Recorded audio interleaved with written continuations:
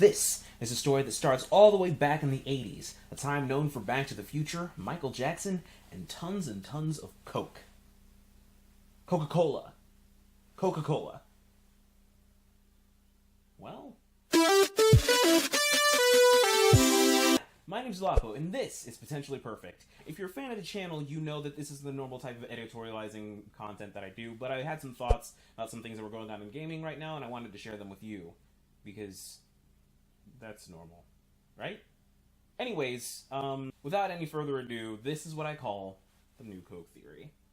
To keep a long story short, this is what happened. The Coca-Cola company had a recipe for success, the Coca-Cola recipe, and after 99 years of utilizing that formula, they elected for a formula change to help re-energize the brand. This wasn't some random business decision, though. Before the change, Coca-Cola Company's shares had dropped a bit, losing more and more ground to competitors like Pepsi. So after the focus testing of New Coke, the product was a great success and they pushed it to the masses. And then came the backlash. People called in by the hundreds, complaining about the change in the formula. They were appalled that Coca-Cola would do something like this. And a few short months later, the old formula was returned and became known as Coca-Cola Classic, which is why you saw cans with Coca-Cola Classic on them for years. Looking back, of course, there's several conspiracy theories that come to light. Did Coca-Cola change the formula on purpose in order to cause the backlash? Maybe, maybe not. I mean, it would be a pretty risky move regardless. Whether they did or didn't actually doesn't make a difference. What does matter is the resurgence of Coca-Cola. What does this have to do with video games? Well, more than you might think. My prime example is Call of Duty. Yes, Call of Duty, everyone's favorite whipping boy, was in a similar situation.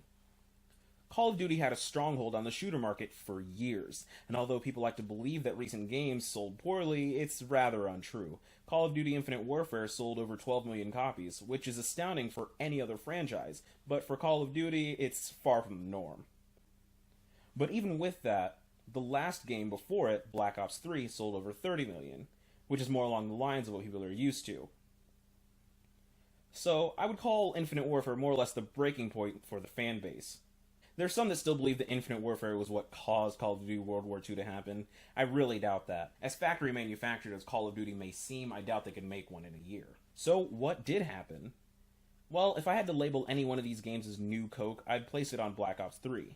In order for people to dislike a product like New Coke, they'd have to buy it first, try it, and then express their distaste. Number 1, the hold on the market weakened.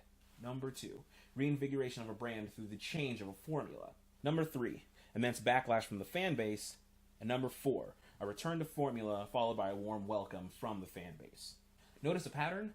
Call of Duty isn't the only franchise that has had this happen to them, and I doubt it'll be the last. Heck, we're probably even getting a new Devil May Cry with non-edgy Dante. Dante Classic? Original Dante. Whatever. I don't know. I'm very interested to see where Call of Duty is going to take this further on down the road. Is it going to be another romp in the past, or are they going to try their hand at another modern combat shooter? Who knows? And that's half the fun. Once again, thank you so much for listening to my ramblings. I know it's not very normal for the channel, but if you enjoy the content, please hit that like button. It helps us out so much. And if you want to see more content like this, go ahead and hit that subscribe button, because if you like this, then I'll make more of them. Yeah. Thank you so much once again, and stay perfect.